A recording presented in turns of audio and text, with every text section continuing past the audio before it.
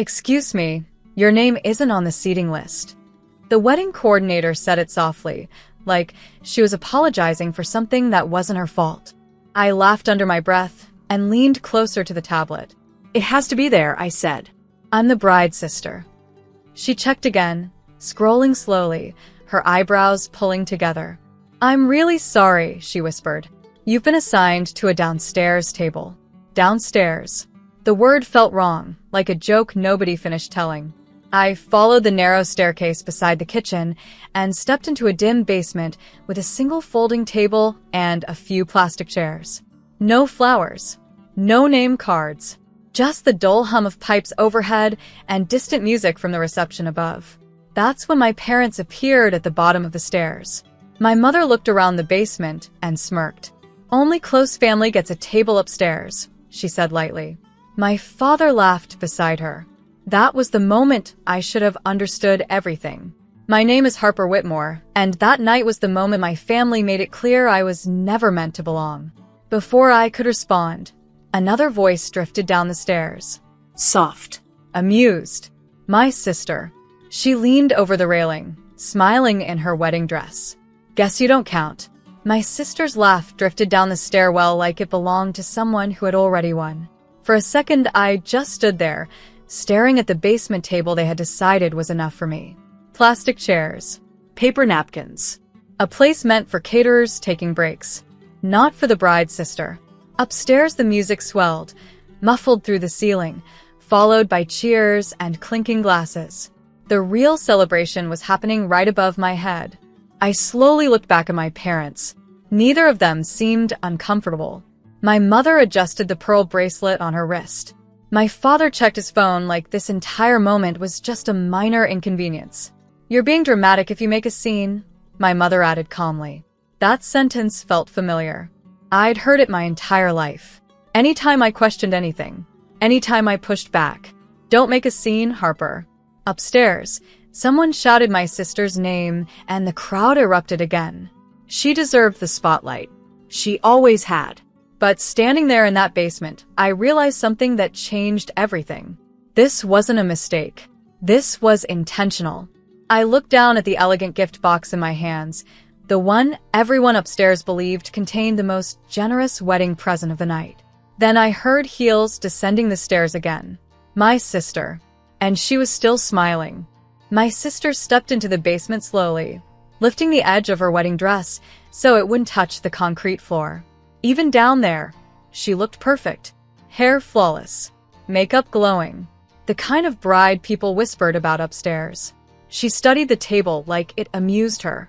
"Cute setup," she said lightly. I didn't answer. Instead, I watched her carefully, noticing how relaxed she seemed. No guilt, no hesitation, just the quiet confidence of someone who knew exactly what she was doing. "You didn't have to come tonight, Harper," she added, folding her arms. "No one forced you." That was the strange part. I had almost stayed home, but 2 weeks earlier, she had called me herself. Her voice sweet, careful, almost emotional.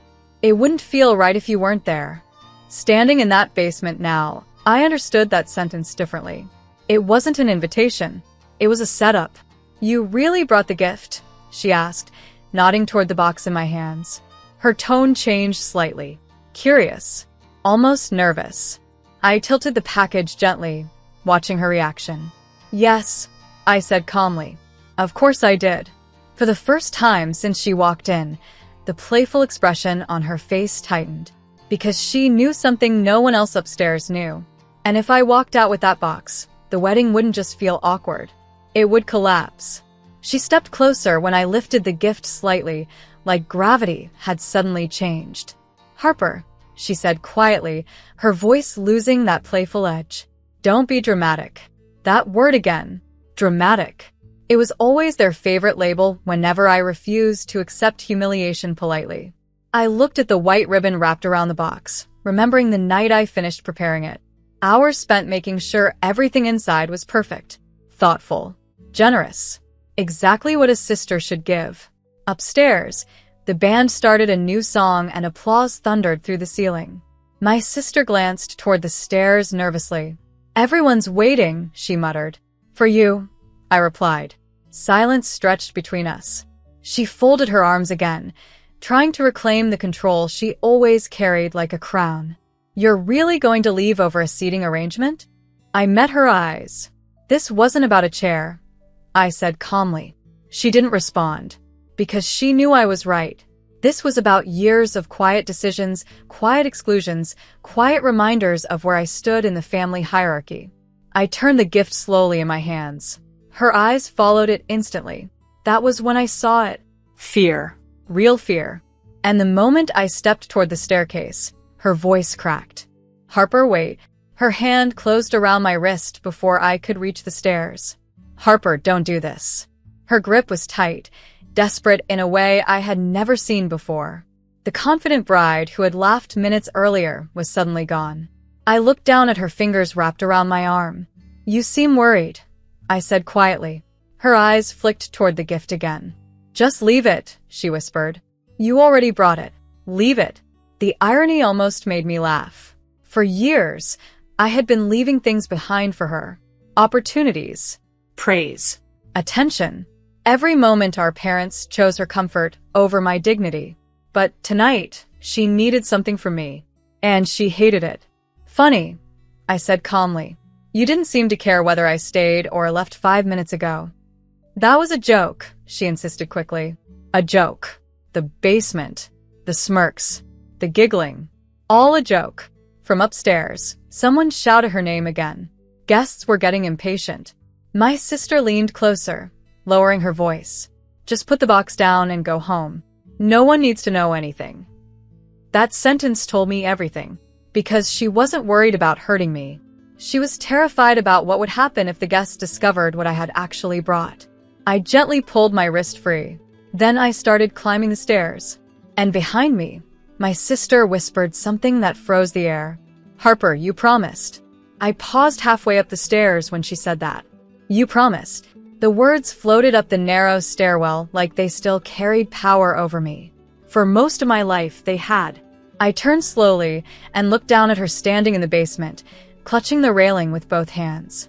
The perfect bride now looked like someone watching a disaster approach in slow motion. I promised to help you, I said calmly. Her shoulders relaxed for half a second. Then I finished the sentence. I didn't promise to let you humiliate me. Her expression hardened. Harper, don't ruin my wedding, she hissed. Ruin. That word felt strange coming from her. Upstairs, the reception hall was glowing with warm lights and laughter when I stepped through the door. Crystal glasses clinked. Music played. Guests smiled politely as I walked past them holding the large white box. They had no idea what was happening. At the center of the room, my parents sat proudly at the family table beside the groom's relatives. My mother noticed me first. Her smile faltered. Harper, she said sharply. Dozens of heads began turning. I walked calmly to the center of the dance floor where the wedding gifts had been stacked. Then I placed my box directly on top. Behind me, I heard my sister burst through the doors. And she was running. The room quieted as the bride pushed through the crowd. Guests laughed nervously at first, assuming it was some playful moment in the reception. But my sister wasn't smiling anymore. She looked terrified. Harper, she said breathlessly, grabbing my arm again. We'll talk about this later. Later. That word had always meant never. I gently removed her hand and stepped back so everyone could see both of us standing beside the mountain of wedding gifts. The room had grown silent now. Even the band had stopped playing. My father stood from his chair, his voice sharp with warning. Harper, this is not the time. My mother gave me the same tight smile she always used when she wanted problems to disappear quietly. But the guests were watching, and curiosity spreads faster than music at weddings. My sister leaned closer, whispering urgently through clenched teeth. You said you'd help me keep it quiet. That sentence carried farther than she intended. Several guests exchanged confused looks. The groom's mother frowned. Keep what quiet? Someone asked from the crowd. My sister froze. For a moment, I almost felt sorry for her. Then I remembered the basement, the smirks, the laughter. I reached for the ribbon on the box. My sister grabbed my sleeve again, panic spilling into her voice. Harper, please. But it was already too late.